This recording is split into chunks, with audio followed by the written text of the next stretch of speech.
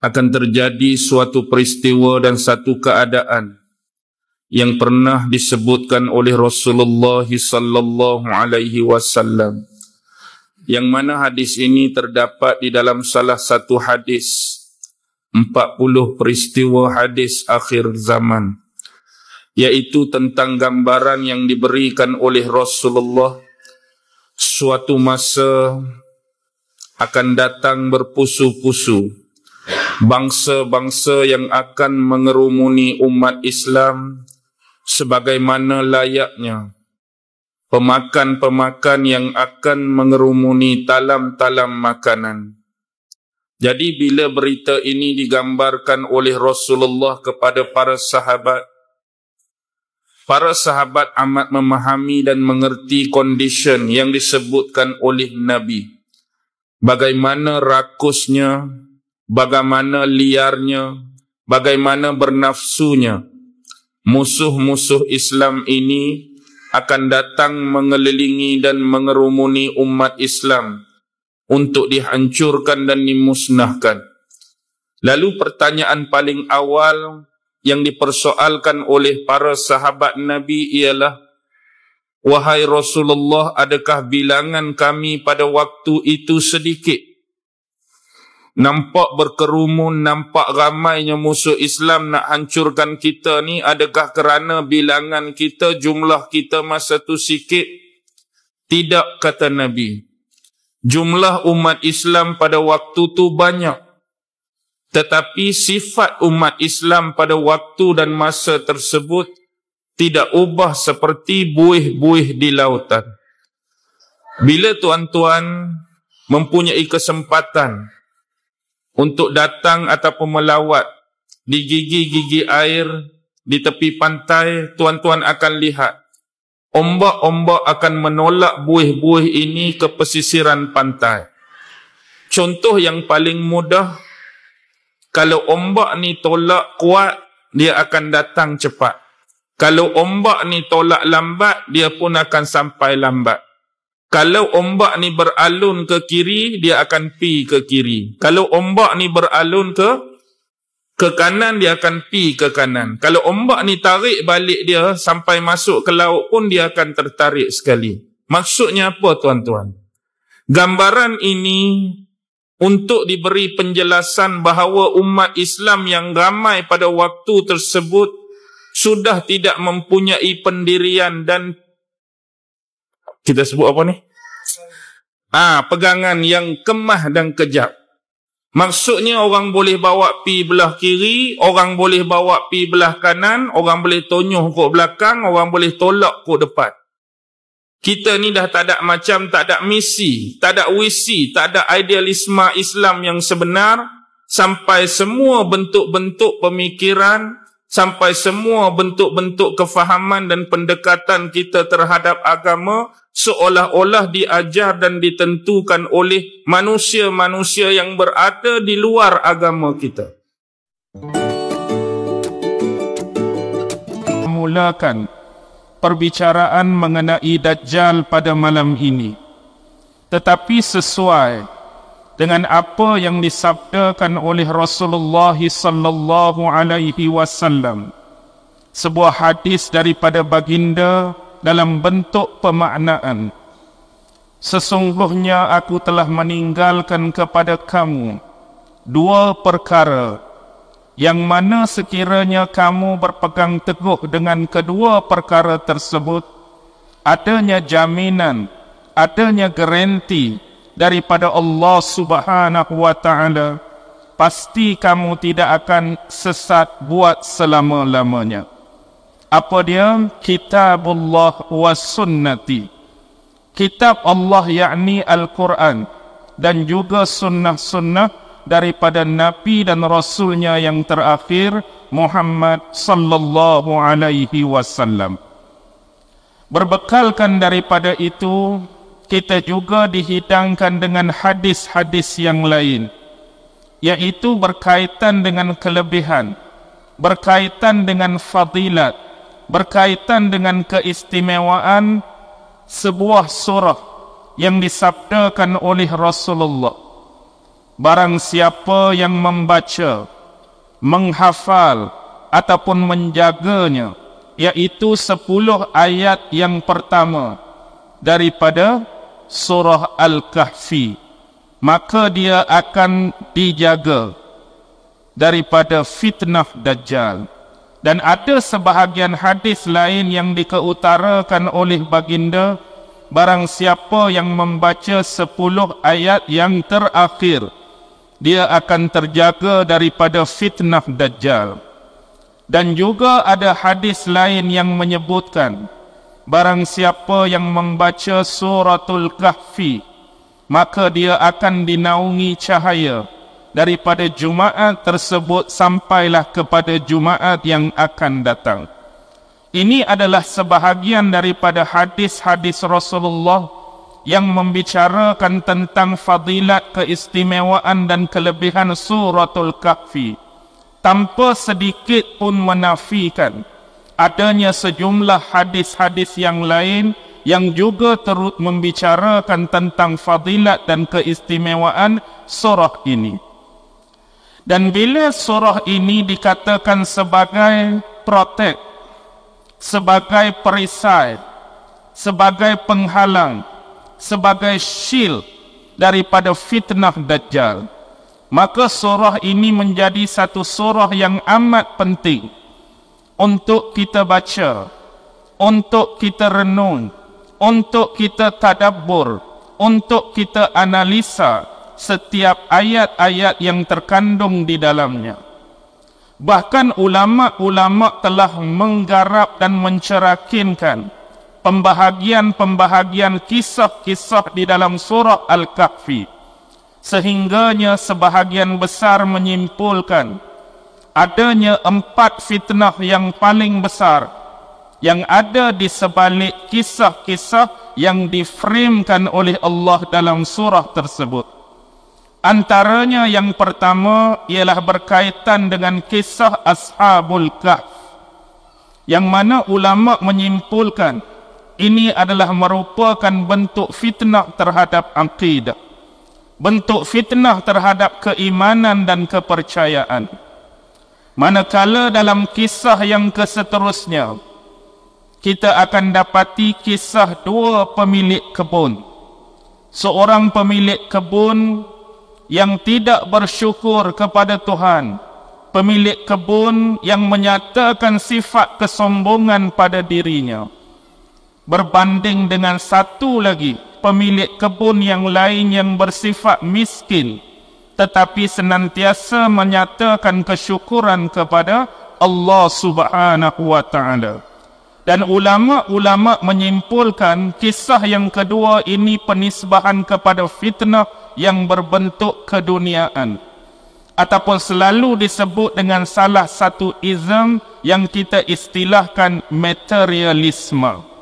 Terlampau mengagung, terlampau mendambakan, terlampau menyayangi dunia, sehingga bersikap sombong terhadap Allah dan bersifat sombong terhadap sesama manusia yang lain.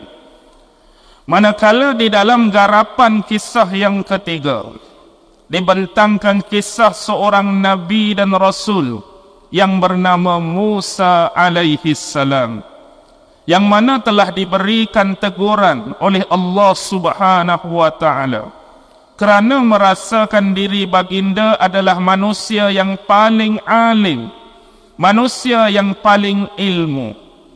Dan ini adalah suatu yang biasa.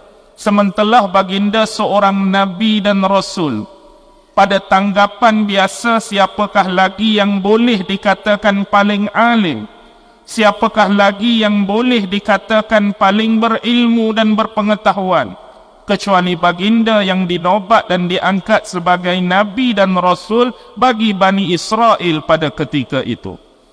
Tetapi Allah menyanggah kenyataan tersebut dengan menyatakan, kami masih lagi mempunyai seorang hamba yang bertempat, yang berkedudukan di antara 2 laut. Itulah hamba yang ingin dicari oleh Nabi Musa alaihi salam dengan harapan dapat menuntut sebahagian daripada ilmu-ilmu yang dimiliki oleh individu yang dimaksudkan. Siapakah ini? Itulah Nabi Allah Khidir alaihi salam, dengan ditemani oleh seorang Nabi, yaitu Yusha' bin Nun, dan berpandukan dengan membawa ikan di dalam kerajaan. Ini adalah fitnah kepada bentuk ilmu dan fitnah kepada pengetahuan. Manakala kisah yang terakhir di penghujung surah ini adalah kisah seorang raja yang melang buana, yaitu berkelana, bermusafir daripada satu tempat ke satu tempat, berdakwah untuk mengajak manusia melakukan kebaikan, dan yang paling penting mengajak manusia kembali bertauhid kepada Allah Subhanahu wa taala. Itulah Zulkarnain, digarap bersama dengan kisah satu kaum, yaitu Ya'juj wa Ma'juj. Dan ulama-ulama menyimpulkan ini adalah bentuk fitnah terhadap sistem politik, fitnah terhadap pemerintahan, fitnah terhadap sistem ketatanegaraan. Jadi ini adalah merupakan 4 perkara yang direkodkan oleh Allah Subhanahu wa taala. Dan bila hadis berkenaan dengan fadilat ini dinisbahkan dengan Dajjal, pastinya ada hubungan, pastinya ada connection berkaitan Dajjal dengan 4 jenis fitnah yang disebutkan di dalam Al-Quran, baik berupa akidah, baik berupa materialisme keduniaan, baik berupa ilmu dan pengetahuan, dan baik berupa pemerintahan dan sistem ketatanegaraan tadi. Dan tidak juga lupa beberapa hadis Rasulullah sallallahu alaihi wasallam berkaitan dengan diri Dajjal itu sendiri. Ada sebuah hadis yang diriwayatkan oleh sahabat besar, yaitu Abdullah bin Amru, yang mana pada suatu ketika beliau menceritakan Rasulullah berada di kalangan sahabat-sahabat baginda. Lalu Rasulullah sallallahu alaihi wasallam mengucapkan kata-kata pujian terhadap Allah yang sesuai dan selayak baginya. Dan kemudian Rasulullah menyebut-nyebut tentang Dajjal. Apa yang disabdakan oleh Rasulullah kepada sekalian para sahabat? Sesungguhnya aku ingin memperingatkan kepada kalian tentang Dajjal.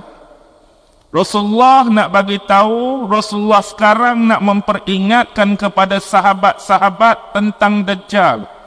Dan tidak ada seorang Nabi pun yang tidak memperingatkan kaumnya tentang Dajjal. Ini bermaksud Rasulullah sallallahu alaihi wasallam bukanlah Nabi dan Rasul yang pertama yang memperingatkan kaumnya tentang Dajjal. Tetapi apa yang dilakukan oleh Rasulullah adalah keterlanjutan daripada apa yang pernah dilakukan dan diberitakan oleh Nabi dan Rasul kepada umat masing-masing. Bermakna di sini bagi kita setiap Nabi, setiap Rasul sejak zaman dahulu sudah memperingatkan kaum masing-masing tentang Dajjal. Dan Rasulullah menyambung, sesungguhnya aku akan menjelaskan kepada kalian satu hal, satu perkara yang tidak pernah diberitakan oleh Nabi terdahulu kepada umatnya tentang Dajjal, yaitu Dajjal itu buta sebelah matanya dan Tuhanmu tidaklah buta matanya. Ini adalah merupakan satu kod ataupun satu clue yang cukup penting untuk kita faham. Kerana di satu masa bila Dajjal keluar, selain daripada melebar luas tentang fitnah-fitnah, dia juga akan mendeklarasi, mengakui, mendakwa dirinya sebagai seorang Nabi. Dan penghujung kepada deklarasi dan pengakuan tersebut dia akan mengisytiharkan dirinya adalah Tuhan. Ini benda yang bukan kecil, ini benda yang bukan main-main, tetapi melalui kod tentang matanya yang cacat, matanya yang rosak sebelah, adalah suatu perkara yang penting untuk kita fahami, nanti kita hurai di belakang nanti. Pertama saya nak ambil berkenaan dengan surah Al-Kahfi tadi. Bagaimana dalam ayat yang pertama Allah Subhanahu wa taala berfirman kepada Nabi Muhammad dan seterus lanjutan kepada umat Islam sampai hari ini. Alhamdulillahilladzi anzala ala abdihil kitaba wa lam yaj'al lahu 'iwaja. Segala puji bagi Allah Subhanahu wa taala, zat yang telah menurunkan ke atas hamba-Nya Al-Kitab, yakni Al-Quran, wahyu dan firman Allah menerusi perantaraan malaikat Jibril alaihi salam kepada junjungan besar Nabi Muhammad sallallahu alaihi wasallam. Dan ayat penyambung seterusnya adalah menyifati sifat Al-Quran, walam yaj'al lahu 'iwaja, yang mana Al-Quran yang kami turunkan kepada Muhammad, Nabi dan Rasul terakhir ini, sifatnya tidak ada kebengkokan di dalamnya. Dengan kata lain, tidak ada kesalahan di dalamnya, tidak ada kesamaran di dalamnya, tidak ada benda yang tak betul di dalamnya. Apa yang dihidangkan di dalam Al-Quran adalah terbukti benar, terbukti betul, terbukti sahih, terbukti absolutely adalah firman-firman yang datang daripada Allah Subhanahu wa taala.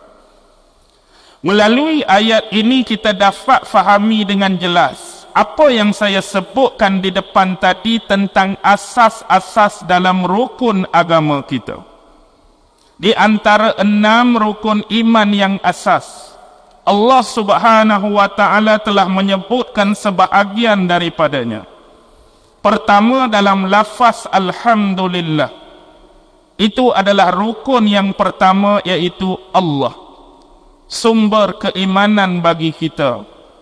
Allah adalah zat yang paling unggul, yang paling tinggi sebagai pencipta kepada kesekalian alam semesta dan apa-apa yang berada di antara langit dan bumi. Yang kedua, pada lafaz anzala ala abdihi, diturunkan ke atas hamba kami. Siapa hamba yang dimaksudkan dalam ayat ini? Nabi Muhammad sallallahu alaihi wasallam. Tetapi yang istimewanya, Allah tidak menyebut dan menggelarkan Nabi Muhammad dalam konteks ayat ini dengan nama Nabi. Tidak menyeru dengan gelaran dan pangkat Nabi. Ayat ini bukan datang anzala ala Muhammadin. Ayat ini bukan datang anzala ala rasulihi. Tidak disebut nama Nabi, tidak disebut pangkat dan kedudukan, tetapi disebut dengan hamba. Sebab itulah kedudukan yang sebenar. Sesiapa pun kecuali Allah, dia adalah makhluk, dia adalah ciptaan yang menjadi hamba kepada Allah Subhanahu wa taala. Termasuklah Nabi kita Muhammad sallallahu alaihi wasallam. Dan Al-Quran ini diturunkan kepada baginda pada lafaz Al-Kitab. Jadi sekarang kita sudah ada hampir 4 benda yang paling penting dan asas di dalam rukun agama kita. Allah, Nabi, Al-Kitab, Al-Quran. Di mana satu lagi? Otomatik konteks penurunan Al-Quran daripada Allah kepada Nabi Muhammad, di celah tu ada pengantara. Siapa yang menurunkan wahyu? Malaikat Jibril alaihi salam. Maka konteks kepercayaan beriman kepada malaikat dimasukkan terus. Pada ayat pertama lagi, Allah sudah mengasaskan kita dengan meletakkan tugu ini. Ini adalah asas keimanan, asas yang menjurus kepada mentauhidkan Allah Subhanahu wa ta'ala. Jadi di sini Allah yang maha mulia telah menurunkan kitab yang mulia kepada nabinya yang mulia, kepada hambanya yang mulia daripada malaikat yang mulia. Tetapi apapun kemuliaan dan pujian itu tetaplah kembali kepada Sang empunya kemuliaan, iaitu Allah Subhanahu wa ta'ala. Tapi perlu kita faham di hujung-hujung, kitab ini tidak ada kebengkokan. Kalimah iwaja dalam bahasa Arab diterjemahkan dengan bengkok. Kalau kita nisbahkan iwaja ini dalam bentuk yang lain, tuan-tuan selalu bawa kereta, bawa van, mungkin bawa lori, bawa motosikal. Setiap hari hampir 100% di antara kita menggunakan laluan perhubungan yang disebut jalan raya ataupun highway. Kalimah iwaja kalau dinisbahkan dengan jalan, dia adalah jalan yang berbentuk tidak rata. Jalan yang berbentuk berbonggol-bonggol. Bukan jalan yang elok, bukan jalan yang licin, bukan jalan yang cantik. Tu iwaja kalau kita nisbah pada bentuk jalan. Kalau iwaja kita nisbahkan pada manusia, boleh kita umpamakan jenis manusia, jenis orang yang mungkin ada sifat ketidaksempurnaan dan kecacatan. Maksudnya kalau dia berjalan tu sengit sebelah ke, terhinjuk-hinjuk ke, itu bentuk iwaja pada karakter manusia. Dan dalam Al-Quran dia tidak ada bengkok. Tetapi tuan-tuan perlu ingat, akan ada makhluk Allah, tidak kira siapa pun yang berwatak mirip, muyul, cenderung ke arah watak antagonis. Dia akan membawa sumber yang asli, sumber yang penting, sumber yang sebenar ini ke arah jalan kesesatan, ke arah jalan yang membengkokkan, ke arah jalan yang menyelewengkan dan menyamarkan manusia, yang menyebabkan sehingga manusia boleh menjadi keliru, manusia boleh menjadi silap faham, manusia boleh menjadi tidak memahami dengan baik apa yang sebenarnya diturunkan oleh Allah kepada mereka. Dari situlah kita dapat fahami. Cuba tuan-tuan perhatikan bagaimanakah garapan dan rangkuman dalam landscape kisah-kisah dan penceritaan dalam Al-Quran. Pasti sesekali Allah tidak pernah meninggalkan 3 aspek yang penting ini. Pertama ialah tentang persoalan tauhid. Yang kedua ialah persoalan syariat. Yang ketiga persoalan adab. Kita panggil akhlak, kita panggil etika, dan sebahagiannya menyebutnya sebagai tasawuf. 3 elemen ini sentiasa ada di dalam kisah dan penceritaan Al-Quran. Penting apa akidah? Sebab untuk versus, untuk lawan, untuk kontra apa yang disebut bentuk-bentuk kemusyrikan. Jadi Islam melalui Nabi Muhammad dan Nabi-Nabi sebelum ni dan beberapa kitab yang pernah Allah turunkan sebelum ni, kemuncak dia ialah mengajak seluruh manusia sebagai hamba Allah benar-benar mengesakan dan mentauhidkan Allah, dan menafikan apa jua bentuk kesyirikan di dalam kehidupan mereka. Itu yang pertama. Yang kedua, bila manusia ini sebagai hamba Allah, tentu adanya connection dan hubungan.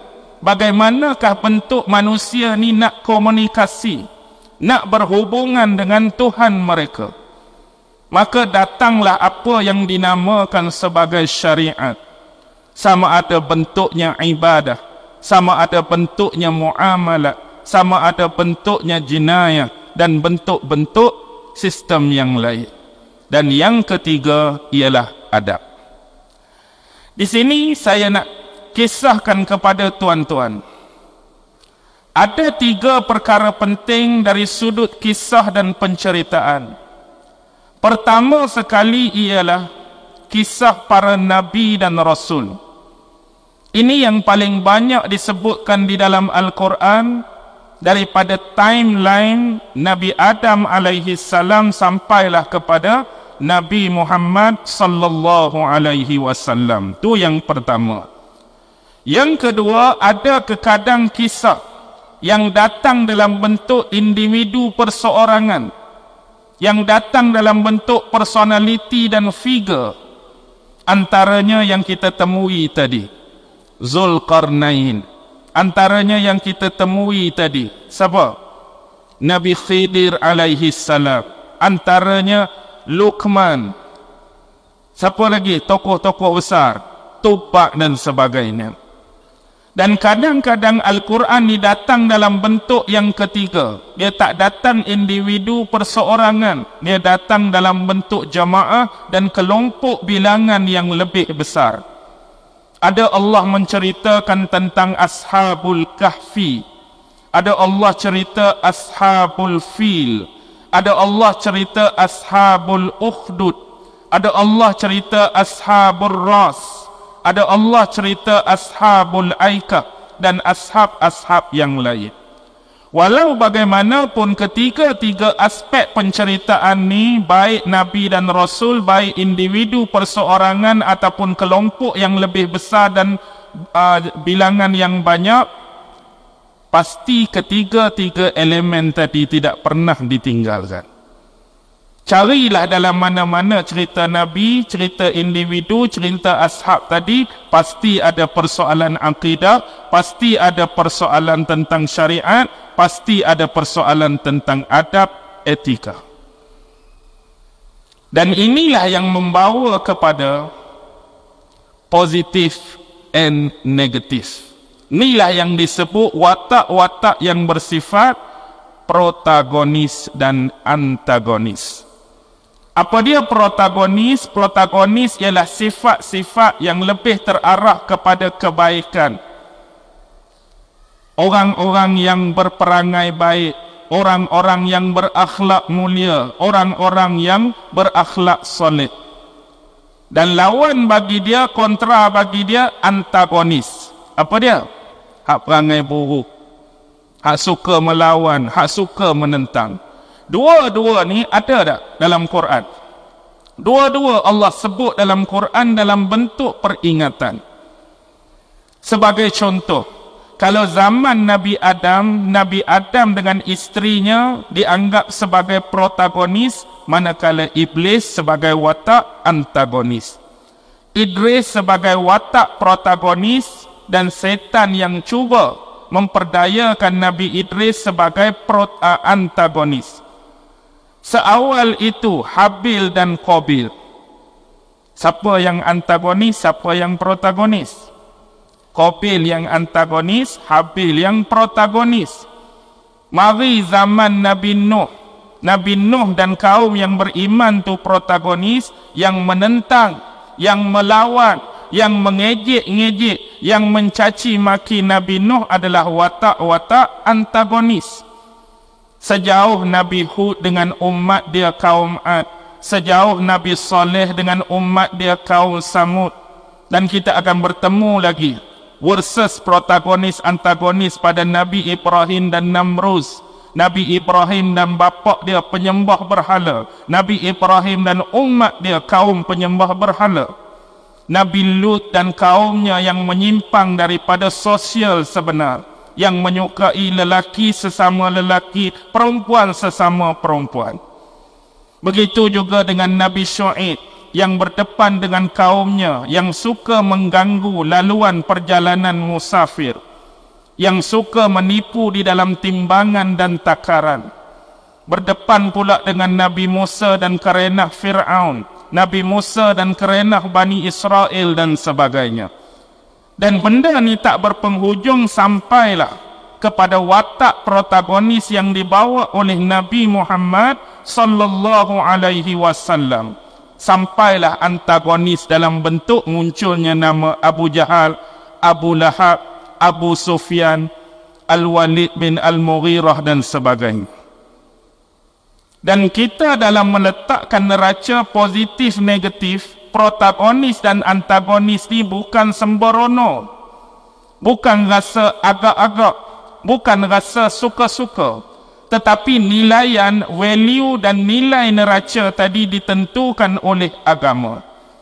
Agama yang menisbahkan ini adalah protagonis dan agama yang menisbahkan ini adalah antagonis melalui sikap, karakter masing-masing.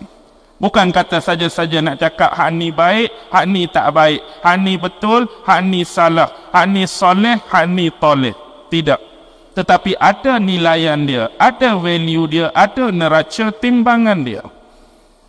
Dan kembali kepada itu, inilah yang kita harus fahami. Jadi Dajjal yang akan muncul di akhir zaman ini akan bawa watak mana? Akan bawa watak antagonis. Baik, sekarang ni kita pi slow-slow. Bagaimanakah bentuk pemikiran, bagaimanakah bentuk tanggapan manusia yang ada di sekitar kita, di sekeliling kita, bila diajukan mereka kepada persoalan Dajjal? Pastinya setiap manusia, dia terbeza dengan bentuk pengajian dia. Dia terbeza dengan lingkungan kehidupan dia. Dia terbeza dengan guru-guru yang pernah dia belajar daripadanya. Dia terbeza dengan kawan-kawan yang dia biasa berkawan dengannya. Dan ini adalah perkara-perkara yang menyebabkan adanya perbezaan dan khilaf di dalam membentuk pemikiran dan tanggapan manusia terhadap individu yang namanya Dajjal. Walaupun jelas bagi kita, kita ambil konteks eksklusif. Tak payah fikir orang yang di luar agama kita. Tak payah fikir yang disifatkan sebagai non-Muslim. Tetapi kita memikir dalam kerangka eksklusif, bagaimana pemikiran dan tanggapan ini terbentuk dari kalangan umat Islam sendiri. Daripada kita berkawan, daripada kita berguru, daripada kita interview, daripada kita bertemu bual, daripada kita bertukar pandangan, bertukar pendapat, menerima pandangan tu, menerima saran ni. Jadi dapat saya simpulkan, dan apa yang saya simpulkan ini bukan absolut, apa yang saya simpulkan ini bukan muktamad. Kerana ini adalah dapatan dan nilaian dari sudut pandang dan kacamata saya. Dan pastinya akan ada perbezaan dengan tuan-tuan dan puan-puan. Tetapi apa yang saya dapati, boleh saya katakan ada 4 kumpulan. Ada 4 grup di dalam membezakan pemahaman dan tanggapan mereka berkaitan Dajjal. Ini kita kena clear dulu. Kumpulan yang pertama, bila kita berkawan, bila kita bertukar pandangan, kumpulan pertama adalah kumpulan yang kita sebut sebagai umat Islam, sama seperti kita, yang percaya kepada rukun-rukun iman, yang